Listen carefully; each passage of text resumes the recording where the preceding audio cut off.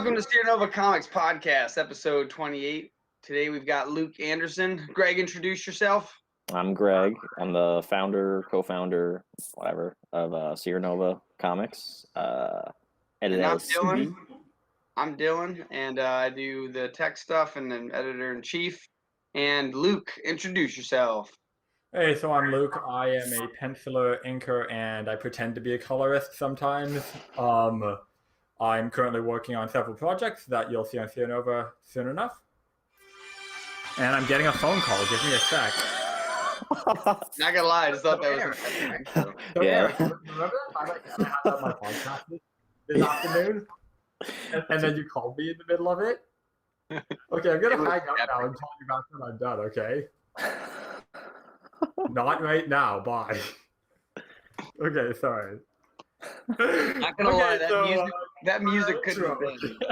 That music could not have been more perfectly timed too, because like you finished introducing yourself and then like turn.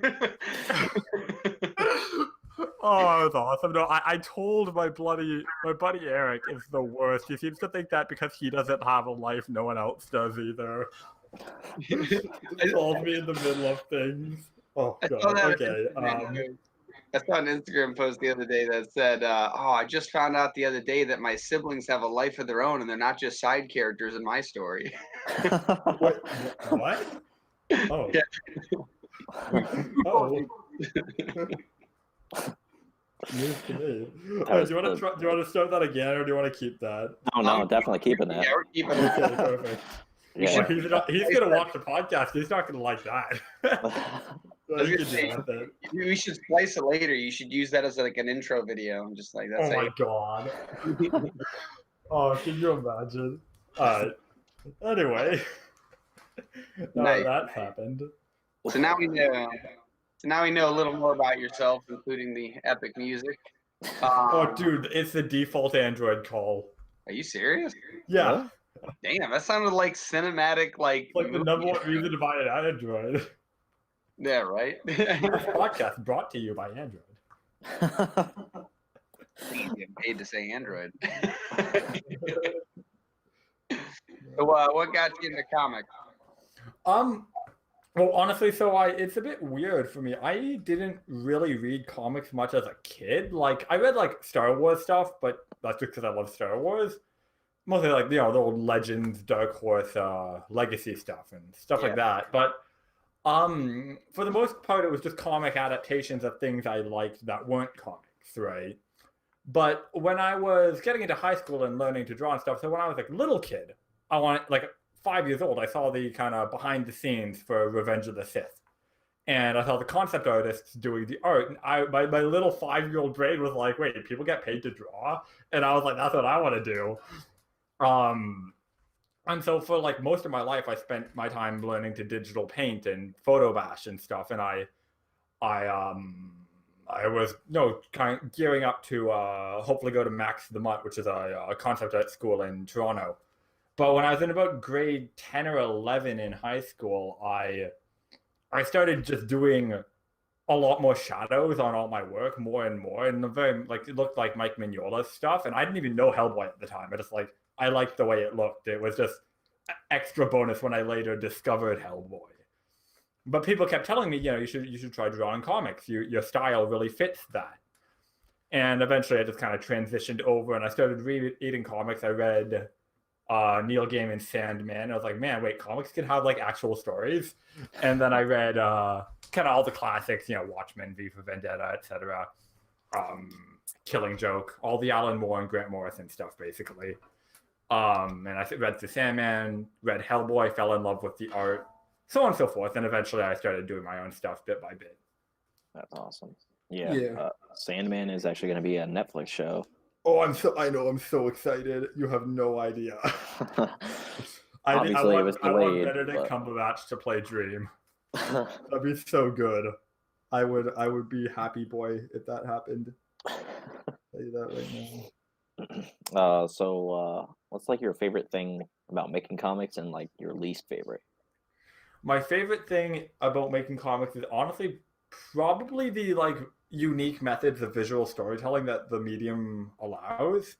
there's a lot of things you can do with comics that no other medium can, and I really love that. My least favorite, trying to think, probably not owning a scanner for a couple years. That was a real pain in the ass. Yeah, that would be it. Having to go downtown and pay some guy in like this like crowded tech store to let me borrow his scanner in the back. That was the worst part. Well, I guess it was a photocopier that just had a built-in scanner. You get the point. Yeah. Yeah, good thing I don't have to deal with that. I just pay an artist. Yeah, you got lucky. Yeah. Like what's your favorite genre to create? Oh, like occult and horror fantasy stuff, 100%. Any, like I said, all my influences were mainly from the kind of like Vertigo DC stuff. So a lot of that cosmic fantasy stuff I really like. And then like, you know, all the kind of Hellboy, Lock and Key, Sandman, that kind of like cult horror stuff I really like. And that's what I'm really trying to lean into. That with what I'm working on right now. Which I'm sure we'll get to later. Yeah. Wow, what was I gonna say? Good question. I don't know. Just out of reference, what's your favorite Watchmen? Favorite of the characters? Yes. Yeah. Okay, so that's a kind of a weird one because character-wise, I really like everyone. Character-wise, I really like Rorschach because he's just like such an asshole. He's like the lovable asshole. But writing, like as a person reading, I like Rorschach. But I also like from my philosophy brain, I'm like, he's based on objectivism, and I hate objectivism, the school of thought. So like, I can't fully embrace him. But if I had to choose one, like overall, it would be Dr. Manhattan. Actually, I really love the more and more I started studying kind of writing and stuff and learning to write comics, the more I appreciated that character as a deconstruction of Superman, to the point that he probably is my favorite character, and the fact that he's just kind of like an asshole by accident all the time is pretty great too. That cracks me up. Yeah, he is a very interesting character. It's actually funny that he's the way you phrase that, he's a deconstruction of Superman, because he literally had to get deconstructed to turn into Superman. You know, like Oh, I mean, it's Alan Moore. I'm sure that was on purpose. I've read the man's scripts when I was practicing every now and then. They're so long. It's like 2 pages of capital letters just to describe like the first panel of The Killing Joke. I was like, are you kidding me? It's a picture of a puddle. Nice.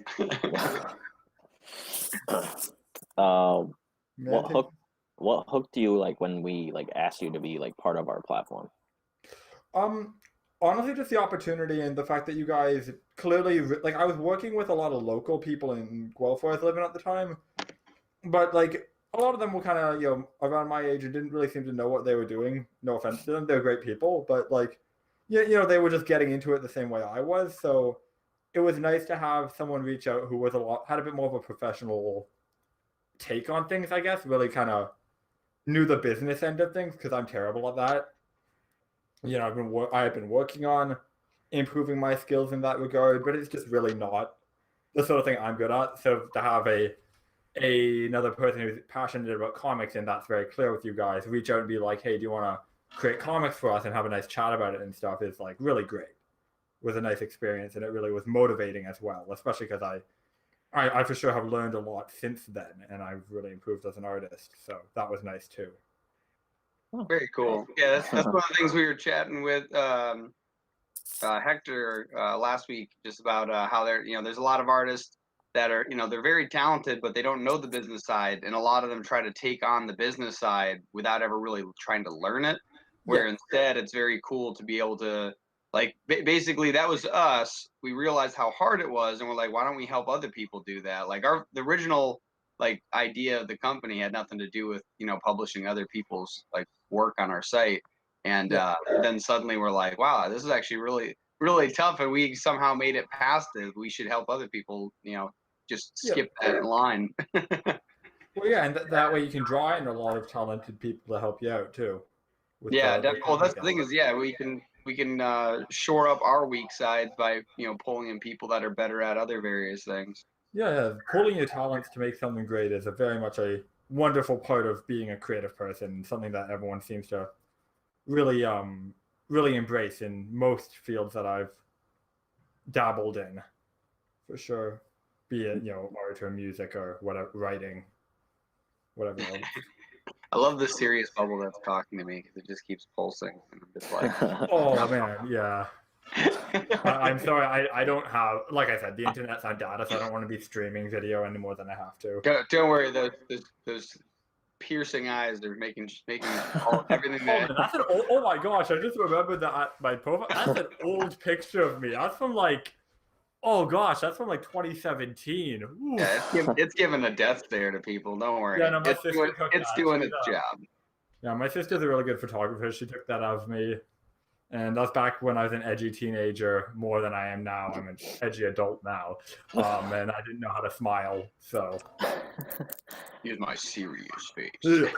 Batman. But yeah, so speaking of our platform, you were saying you're working on some new comics for it. What comics would those be? Oh, so it's mainly a project that I'm very much looking forward to put out. It's called Hell Has Good Wi-Fi.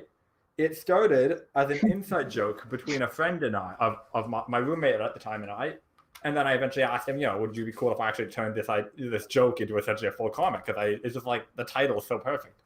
And he's worked with me on projects before. He's colored for me, and he's like, yeah, go for it, right? And so it's essentially about a nuclear research, not nuclear, but like a research sub, first of its kind. It's capable of going to the very bottom of the, deep sea chasms on the planet. And this is the first time this hasn't happened in our real world. Like, no one's gone that deep underwater. The pressure is too great. But in this universe, this group of people, scientists and engineers and such, have built a submarine that can. And so they, the four characters, a marine biologist, a medic who's basically coming along because he's friends with a character who I will mention in a moment, the engineer who built the sub, and the billionaire who actually funded the damn thing. And the medic is the billionaire's friend. All are going to go and take samples from the bottom of the ocean. They're going to be the first people ever to do this, right?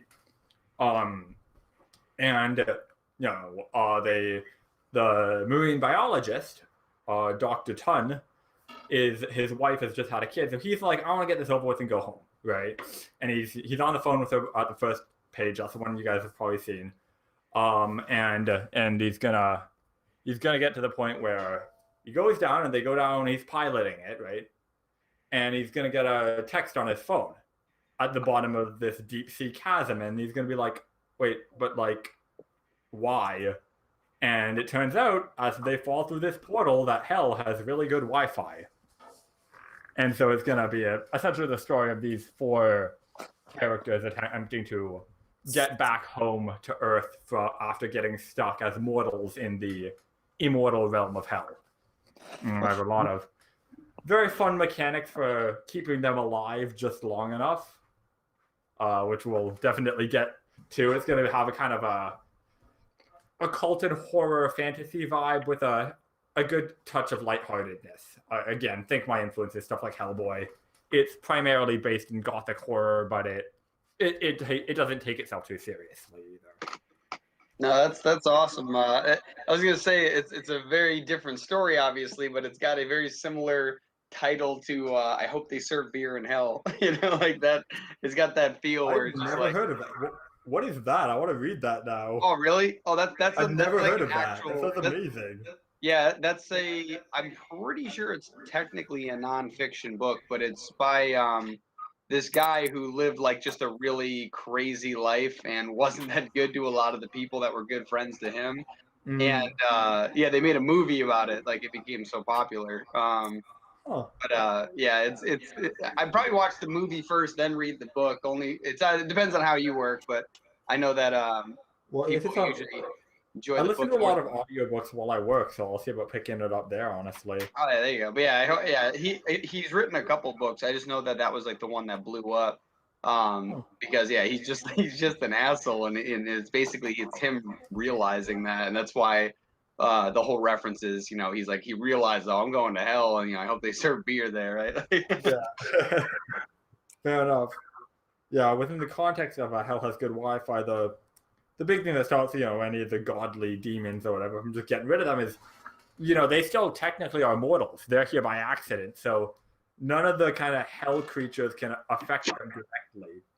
So all the the various demons who are sent to deal with them, which will be kind of the villains of each arc, have to use manipulation of their inherent character flaws and so on and so forth to try to bring their death upon themselves, be it by their own stupidity or driving them to the point of insanity or whatever. Nice. Yeah, so it's really going to play into the I'm definitely hoping to have a bit of an aspect of dealing with mental health and suicide and stuff as a sub theme, because that's probably the main way that demons are going to try to kill them, because they can't actually physically interact with them. Right? It's just engineering situations to prey on the characters' insecurities and what have you. Very cool. I like that idea. Yeah, that's the plan for it. That's cool. Yeah. The Zoom meeting that we did yesterday with a bunch of the creators, one thing I was talking about was, instead of uploading all the comic, now it's finally over with me uploading 1 million comics at once. Yeah. But if somebody wants to upload a comic now, I want to kind of do more of a promotion type, not promotion, more of like a launch, just basically announcing it ahead of time before we ever put it on there. Yeah. Okay. So yeah, just try to slow it down a little bit now. Yeah, so we'll have 5-day countdowns or something like that. Yeah, it's also not. I was gonna say, not just to slow it down too. It's also to just that's helpful for the fact that if we just post it up and then we try to market it, there's no anticipation. Yeah, there's you want some hype. You want some people to be like, where is it? You said it was gonna be here. That's actually what brought me to doing Hell Has Good Wi-Fi. Is actually, so I was working on, because I've improved a lot since in my artwork and my writing of comics, I'd say, using the language of them, since I started doing Anomalist, which was the one I was doing for you guys. So I was working on kind of remastering that, as you know, but I just kept telling people about the idea for Hell Has Good Wi-Fi, and everyone was like, you should be doing that instead. That sounds so much fun. So eventually I kind of just gave into the peer pressure and I'm putting the other one on hold while I do that, because it seems like there's a lot of people I've met who people who reach out to me who I don't really know that well, but message me on Facebook and be like, where's Hell Has Good Wi-Fi? I want that. Who I met at the bar or whatever. Yeah. So clearly the premise is strong enough to draw people in. I feel like I owe it to them to make it happen now, right? Yeah. Yeah, we released the first 2 comics of all of our comics that we have planned last year because our Kickstarter was funded, and the one that I really wanted, even though I really like our main story, the graphic novel, Seer Chronicles, I really wanted to release Ink because I just really like it. So, and the second issue will be better than the first because we had to work around my mistake of having art done before that script was basically really edited. They're doing it Marvel style. Not everyone's the Jack Kirby, that's for sure. Yeah, so that's how we did the first Seer Chronicles, but that was the artist forgot 2 pages from the script, so now we're gonna redo the first issue of that. So we're planning on doing that. Artist, feel free to hit me up. I'm always happy to do that. Yeah. So we'll probably have you do our. No, I know. I'm just joking around. Don't worry. Well, because I know that you're I'd happily do it, but don't take it's a shameless self plug. No, it's fine. Then I told the artist for Ink, I was like, apparently a lot of people want the next issue of Ink out, and our plan is to come out with another solo series this year, but I might also release Ink 2 either this year or start working on it this year and release it in the beginning of next year, just because my brother, as soon as he was done reading it, he texted me saying, when is the next one? And I was like, it takes money and time to make a comic. Yeah, I would be excited to edit what's it called, the second one, a bit. Was. So I was like, well, okay, so that's one person, and then another person was like, so when's the second one come out? I was like, really? And they're like, yeah, like I really liked the first issue. I was like, well, we like just spitballed it basically. Oh, Well, we sometimes just it's that in the blur of the moment, you just have such a good idea that kind of just festers in your head.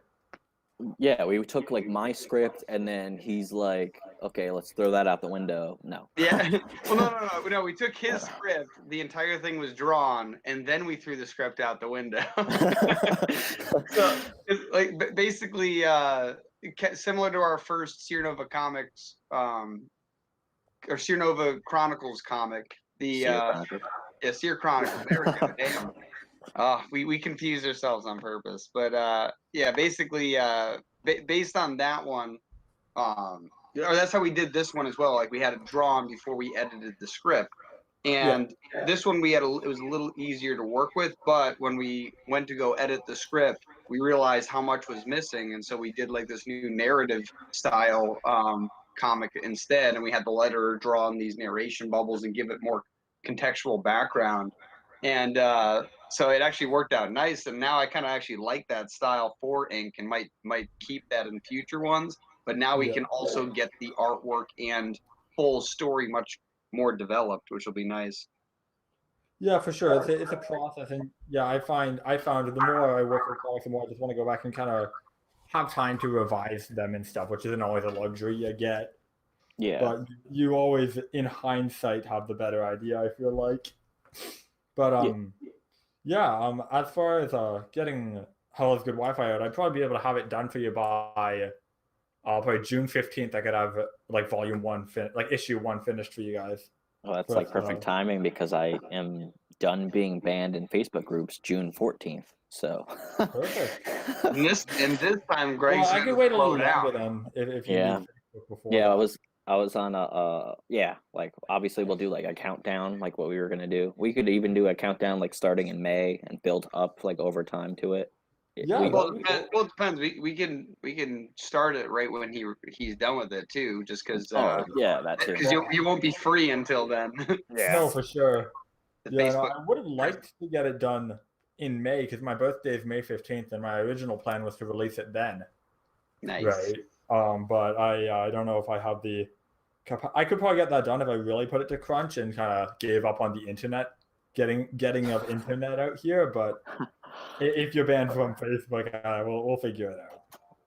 Yeah. He gets in the Facebook gulag all the time. He's gotta win his 1v1 so he can get out.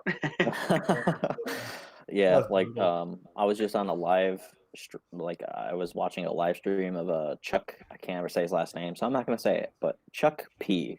And, Pinot Noir. I'm gonna just say that. Sure.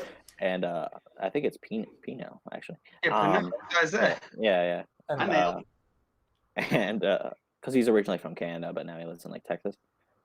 He was doing this like live video on Facebook, just talking to people, and I was like, hey, what's up? And he's like, oh, hey. And then I like asked about like, oh, did you get your Kickstarter stuff? And he finally like answered yes after like he didn't think like there was any more chat going on, and there was like a bunch going on, but he like. I was talking about how I got banned from like Facebook groups, and then somebody else was like, "How'd you get banned from Facebook groups?" And like then by trying, yeah, real effort. Yeah, and then I was like, "Oh, like I was doing this one thing for our video game that's coming out, and it's like this whole like poll thing. Like people just vote on like their favorite name for a certain company that we'll have in our video game and our comics. It's a whole like interactive type thing." And they're like, "Oh, okay." But like then Chuck was like, basically, while I was typing that out, Chuck was like, because he's an asshole. No, like the real reason he got banned was because he's like just really like adamant about like sharing other people's stuff and all of that. So that's why he got banned. I was like, yeah, that's basically why. Yeah, well, yeah, I don't know. I feel like Facebook is not a place I go anyway if I don't have to, save for Messenger. So yeah, man, get yourself banned all you want. It won't impact my life anymore. So you know, I'll still do art for you. Yeah, like I use Instagram probably way more than Facebook now. Yeah. I do go on Facebook more than I used to for like our business, but like because at one point it was mostly just Instagram focused, and then our following is like going up on Instagram. And then like Twitter, I wasn't really doing anything on Twitter, so it was just like staying like same level. And Facebook was doing the same. And then like Dylan's like, you need to focus on like everything. So I was like focused on Yeah, everything. Like started this year, basically. Actually, last year. The end of last year, I was Twitter and Facebook stuff going. What? For you. So I don't use Twitter really, and I like I said, I don't really pay attention to Facebook. So how's that going for you overall, though? It's good. Minus the ban from Facebook groups. I like post certain things just on like minus the videos that we make. Like from our podcast, we stripped this down in different clips, and that's one of the things that I said on the Zoom meeting, and then they looked like their brains were melting because of like all the information that I was trying to get to them. And I was like, I could talk about like Facebook ads, but I'm not like completely. I'm gonna like sum it up because I'm not gonna like go into a 3-hour conversation about that. Like me, Hector, and Dylan did that last Sunday, and that was like 7 hours or something. I don't know. It was like a long process, but it was like informational. It was like a lot of like good info. It's just like, so basically I was just like, it's like a sales funnel, but like it's a Facebook ad, and like you have to follow the steps that Facebook tells you to do, like in the actual order. So you want them to do like traffic and then go one by one. Yeah, I feel like it's that sort of thing should be like, on a need to but no basis. If someone wants to know, they should have to reach out. It seems like a real pain to have to go explain that to everybody all at once. Oh yeah, the Discord things like that. That's how we created a team, so I can we could do those meetings and like just give the team that's actually wants to make the platform grow and or get more views on their comics and stuff. Yeah, for sure. Reward those who put in the effort. Yeah, like that's what the card game thing is for. That's what everything else that we're putting out is going to be for. Yeah, for sure. Yeah. And I've really been enjoying it. And like when I go quiet on the social media, it's probably because I'm just really grinding down on a comic. It's not because I've forgotten about you guys. Don't worry. I don't know. It's cool. Like I sometimes like there's so many creators on there, and there's not like millions of them, but like there's probably like 40 or something like that. Yeah. So I have to I somehow remember their first names, which is insane that I do. That's impressive. I could never do that. I'm like JD from Covenant Comics, and he's like one of the writers, and then there's Jesse, and I'm just like, what? How did I remember that? Yeah. Hector, obviously, I know his name because I talk to him like every day. Yeah. Yeah. Well, that's still pretty great. I honestly wish I had the power to remember names like that, man. I'm so bad at that sort of thing. My short-term memory is atrocious. But hey, I could tell you a ton of Star Wars facts that no one cares about. So nice. Yeah, man. Big did you like Legends nerd. Did you like Mandalorian? Oh, it was good. Yeah, it was definitely, in my opinion, the best thing Disney's done so far. Yep. Yeah, the Vader comics were good too, though. I did like those. They did a good job of making Darth Vader, reminding you that Darth Vader was a monster to be reckoned with. Yeah. My brother watches because I enjoy Star Wars, but I don't track it like some people do. But my brother really likes it, and my cousin was living with us for a while, and he loves it. Like he knows everything about it. And yeah, I've not really kept up with Star Wars news since Disney. Probably since the Rise of Skywalker dropped, and I was just disappointed again. I was like, yeah. That's actually interesting too. Then did you hear the news about what's his name? Lucas? George Lucas? No, I did not. What happened? No, nothing bad. If anything, this is probably the best thing that has happened to Star Wars since Star Wars came out. Basically, there was a woman who was not directing the movies, but directing the path of the movies, basically laying out how it was going to go. And she was actually heard at Comic-Con, really, I think it was Comic-Con. I know it was a convention of some sort, really pushing the fact that she was going to turn the Force female, that she literally quote was, "The Force is now female," right? And so people were bothered because there's nothing wrong with adding female people to the Force. There already were female people in the Force, but to force it down people's throat that they have to accept that was terrible. They killed, killing off all the guy the characters on legacy purpose, characters and stuff. Well, and what I then make found really strange about that is if you wanted strong female characters in Star Wars, why did you get rid of the expanded universe? You had characters like Jaina Solo or Mara Jade in like the there's expanded tons of universe stuff who they could have gone with. are Yeah, way more interesting and lovable characters than people than like I'm sorry, Daisy Ridley, amazing actor, but Rey is a terribly written character with very Yeah. little to Well, her. And like you could have given Jaina Solo, who is an equally badass, overpowered female character on top of actually being likable. Right. yeah. One of the things that that bothered me a lot too was whatever the last movie was called. Was that The Rise of Skywalker? Rise of Skywalker. Yeah. So do you remember in the what was it, episode 5? I think it was episode 5. The one where Luke is doing a handstand, a one-arm handstand, and he's floating a rock. Oh, now Rey's just floating herself. Yeah. No. You realize too, like that was a direct like jab at that, right? She's floating herself while orbiting like 150 rocks around her, like she's an atom. People will always like Luke more because Luke actually had to work for his power and she didn't, and therefore he's a more likable character. He earned it, right? Yeah. Well, the other stupid thing. Argument that Luke is a Mary Sue, just like Rey is, and you could maybe make that argument with the original film, but you get to Empire and first he gets his ass kicked by a Wampa, and then in the Battle of Hoth he gets his snowspeeder shot down and Wedge has to take the shot, and then he fucks up in the cave, and then he can't lift his X-wing, and then Vader kicks his ass, right? Like it's a whole movie of him failing and learning from those failures, right? And that's why in Return of the Jedi, when he can actually duel Vader, it feels earned. Oh yeah, 100%. That's the thing is that Rey was a character you didn't care at all about. They forced it to be someone that you're like, oh, okay, now it kind of almost makes sense that she's strong, but not how strong she is.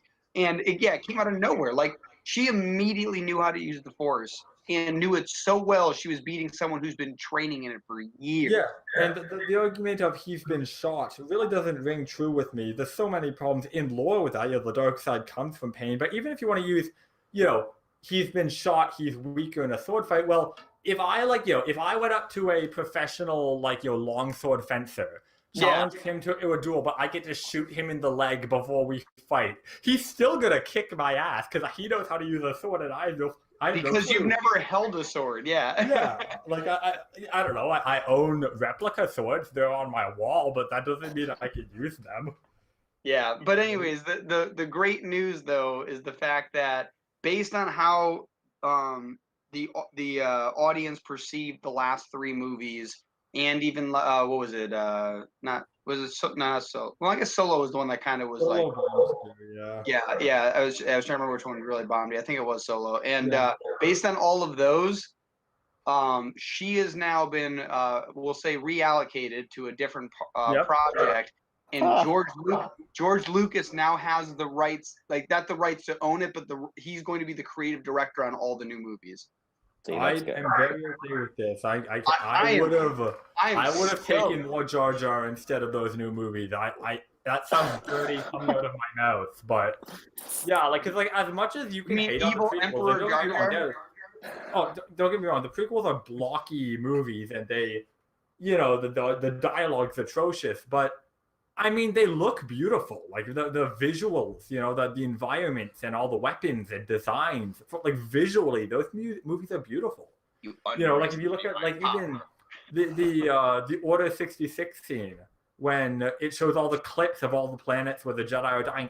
You see 2 seconds of each of those planets, and they're all entirely unique and interesting, right? Yeah. And that's why I will give the prequels that through the not liking of sand and stuff. They do at least get that right. I would say probably the thing that they did most with the episodes 1, 2, and 3 was that they probably even the people working on it were probably we really love the original. I wish that they had amazing graphic design or video editing back then, and CGI and visual effects. And now we have it. Let's try to use as much as we possibly can in 3 movies. Yeah. And that's why they're visually amazing, but sometimes the plot, is lacking a little bit.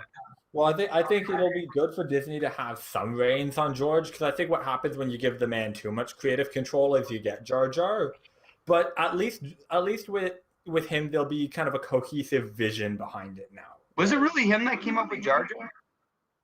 Well, that's a long story. We can talk about that later. I'm not going to get into all the Jar Jar stuff right now, but I'll start screaming incoherently for hours on end. About evil Emperor Jar Jar? The Dark Lord? The crazy thing is, okay, yeah, I'll say this. Originally, Jar Jar, it was not meant to be a Sith Lord, but he was meant to be a villain who was like a drunken boxer and playing dumb to gain their trust. And you later learn in the movie that the Gungans banished him because he was a war criminal and stuff. But George ended up, wanting to have a more kid-friendly tone to the movie, so that he retooled the character for that. I do love. Have you ever seen the YouTube channel called Film Theory? Yeah, I'm gonna be real with you. It's not for me, man. Not a fan of that channel. Oh, I think it's funny just because it's so stupidly designed. It's like literally his talking bubble is just a picture of him, and then he just warps the face when he wants different expressions. Yeah. His channel has good production value. It's just most of his theories, he, restates something that everyone at age 5 knew by age 4. So I mean, Oh yeah, that's the whole point though, is because it's it's just a theory. Yes, I don't know. I feel like there's better theory channels that aren't as big as his because they have less production value. Oh yeah, 100%. But that always happens. Yeah, like he's got a charm to him. Don't get me wrong. Yeah. But no, I just thought it was interesting because he's how I get introduced to all the cool theories. Probably because I don't see the smaller channels. No, for sure. But I just love that the one about Jar Jar and like how it broke it all down. And I from his I actually did tangent off and watch a bunch of other ones because it was very interesting. Yeah, interesting. Sure. Like I still remember one of the biggest things in the movie that like really caught me was when they had I don't know if how much of the clips you've seen specifically of it, but just that one where it shows how they're jumping down off a bridge and Jar Jar slipped and is holding it. And then it shows over to the robots, and one of the robots is tracking Jar Jar, and you can see him. You can see him like look to the other side of the screen, and it's because he did a force jump that is not seen on screen. Wouldn't have been like he couldn't have done it without some manipulation of the force kind of thing, and it was very interesting. Yeah. No, it's entertaining for sure. The Darth Jar Jar theories were definitely entertaining, and when people were like, "Yeah, he's gonna be the new villain if Snoke is Jar Jar or whatever." Yeah, I don't like how they did. I don't like how they did Snoke either. Like it was very. And Andy Serkis gave him such a good performance too. Yeah, it was such a cool. Like the thing that sucked was like, oh my god, he's just evil. Oh, he's gone. Oh, yeah. Oh, not only is he gone, he's spoiler alert. He's just a clone. Yeah. I don't know. I had a lot of excitement for Snoke because I felt like I thought it was going to be amazing, and then it was like nothing. Well, the point, all those actors, especially what's his name who played Finn, you could tell Ab was so happy to be in a Star Wars movie. And they got given the most wooden dialogue and bad characters, right? Like, dude, that was the guy who played Finn in those movies, man. He was so into it, but yeah, that's the thing that sucked too, because like the whole last movie, they basically said, okay, all of the plot lines we built up until this point and all of the character development, let's just remove all of those. We don't need those. Like the whole Finn and Rey thing, gone, didn't happen. I still remember that too. I remember immediately when the movie ended, I go, what the fuck was Finn gonna say? Yeah. That was my first thought when the movie ended. Like, I don't know. That movie asks you an important question, though. It asks you to kindly turn your brain off and pretend you're watching Transformers. Dude, yeah. The way I describe it is it was a great action movie, a good sci-fi movie, and an okay Star Wars movie. I still have to see the last one. You're not missing. You haven't seen the last one, Greg? Well, spoiler alert. It's bad. It's bad. I've heard. Yeah. I'm sure. Literally, I could tell you the whole movie. You could watch it and still go, wow, that was actually worse. Like, I think we should segue off the Star Wars so that Greg doesn't lose his mind here listening to us rant. Oh, that's good. Well, I also don't want to use up all your Wi-Fi there. No, it's fine. Let me take a look. Yeah, I've not even used No, I'm fine. I've used like 100 megabytes. I have it throttled pretty high. Oh, wow. Oh, okay, that's good. That's good. Yeah. No, if you guys are wanting to wind it down, that's your call, right? But Oh yeah, I guess. Well, I'm good for whatever. trying to think. I don't think we have. I had. Oh, I know. actually, I guess so. Oh, yeah. Sorry. Go ahead. Well, I was just gonna ask, is there any other big news of stuff you're working on or stuff you're got in the future? Not for me really. I had a question, and for you guys, this doesn't have to go on the podcast necessarily. But if you wanted, I would be willing to put some of my funds into this. I've got a little bank I've been saving for it, and I'm sure we could get other people online. But I think a big thing that would help the platform would be to get a proper app made for it for iOS and Android. Because one of the biggest barriers I see people come up against when I try to show them my comics is going on their phone and having to go to their web browser to read it, as opposed to downloading an app. Yeah. So I would be happy to invest a couple $1,000 into that, to hiring a program or whatever. Yeah, I would say because yeah, it's definitely something that we've been talking about for a while. I would say that there's a few more things I want to get done before we did that, because basically by the time we launch the app, we should still be able to have an audience large enough that like when we launch it, like there should be 1,000 downloads within the first day, right? Like that's yeah. So like that's something, and so because we don't want to make a huge investment in it and then not have it be functioning the whole, not functioning. I mean like being utilized.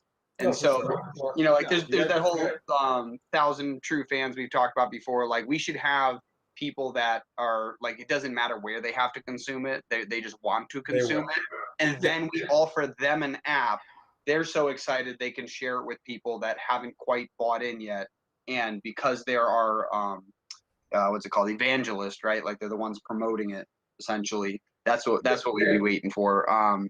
Which honestly, it'll probably be sometime after, like, because we still have to, we're still working on getting our game out there. Once our game's out there, that's another project we're trying to finish up. The website still has a little more work that needs to be done. I was actually still testing something I got to fix that I'll work on later. And, there's just little things like that. And once we get everything locked down on the website so that the website's pretty solid, I think that'll be an easy transition to a iPhone app or Android app, because honestly, depending on who we get as a developer, they should be able to take some of the website code and just convert it and be like, oh, we can just switch over here. Some of the design code they should be able to take, and then from that, it'll also save us money with the developers and time. Yeah, for sure. Yeah. I know you don't have any like designs in our like web store or anything for like any merch, but if you want, you can always send us designs to our email, and then I'll be in touch about that, probably corresponding with the release of Hell Has Good Wi-Fi. I have a lot of things I'm looking forward to doing for it, so that will definitely be one of them.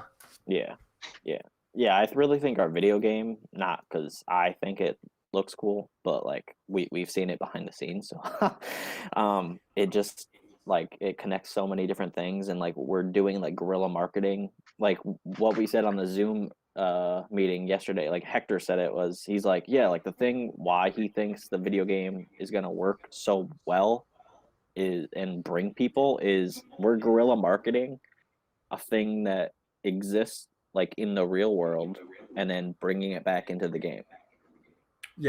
So it's like a full circle thing. Yeah, it's just pretty cool. So like we would have if you have like a logo for like your comics or whatever. Yeah, like I should really get around to that end of things. That'll be the grind after I finish probably a few more pages, as I'll start working on the other more stuff. But I want a bit of a body of work that I can hint to people and stuff before.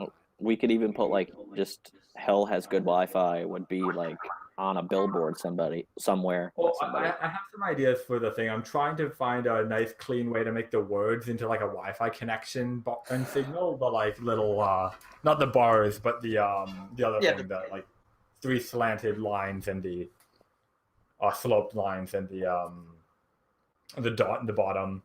I want to try to get that going somehow with the words. I'm working on it. Don't worry. Oh, you might be able to do. Do you know that that Internet Earth? I'm talking about? It's a bunch of lines. Yeah. Yeah, you could probably do something like that. I can picture that getting turned into text.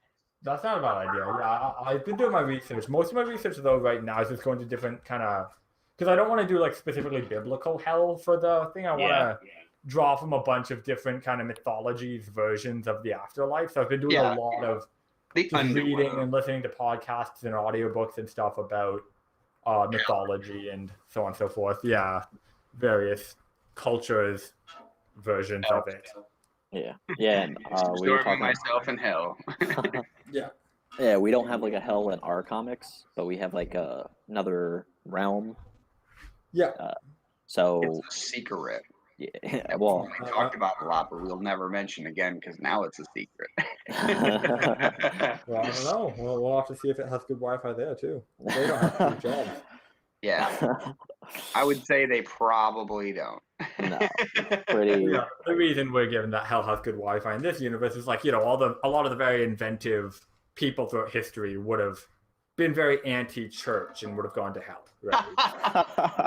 That's pretty funny. So you'd have like Nikola Tesla and Thomas Edison and Steve Jobs and all those really brilliant inventors who weren't exactly the nicest people or the most religious in life, or both, right? Nice. Yeah.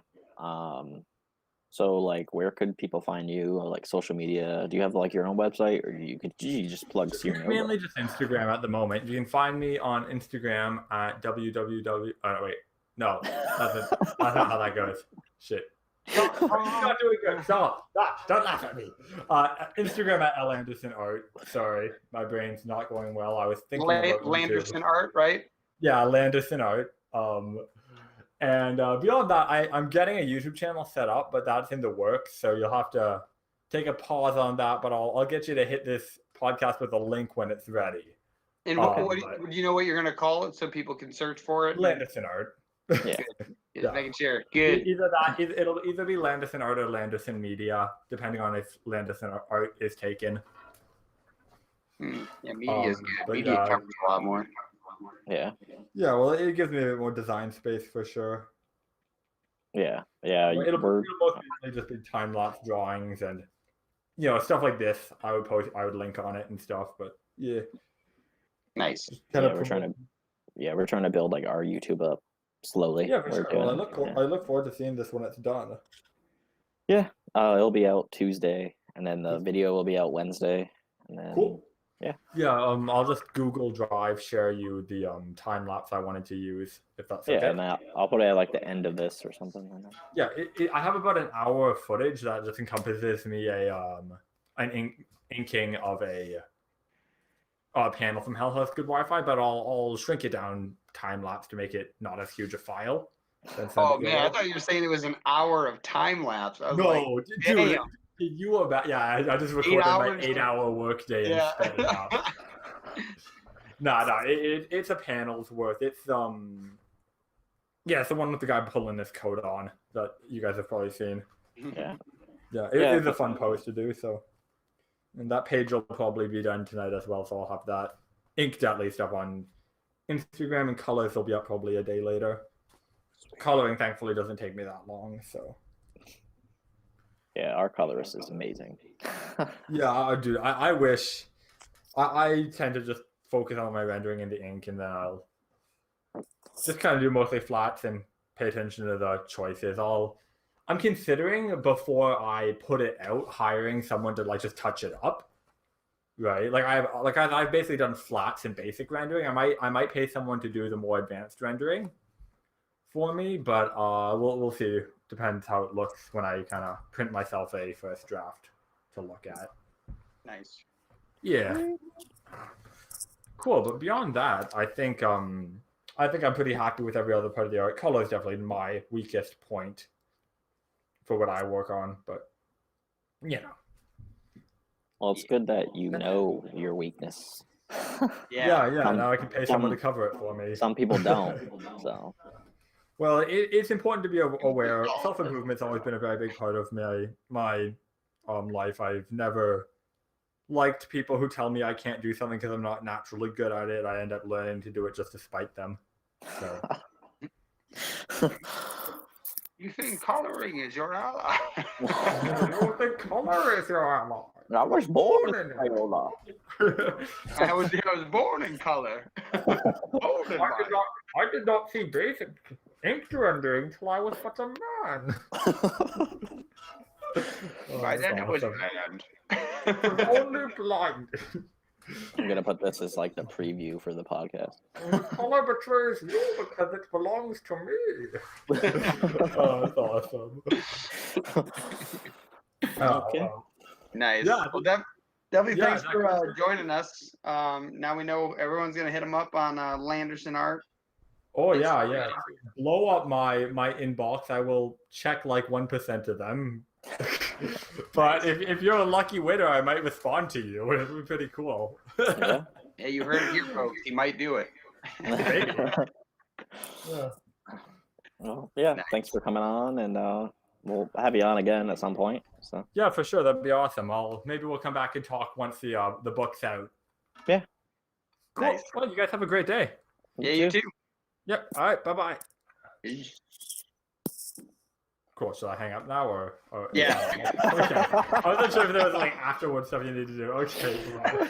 Yeah, you're good. You're good.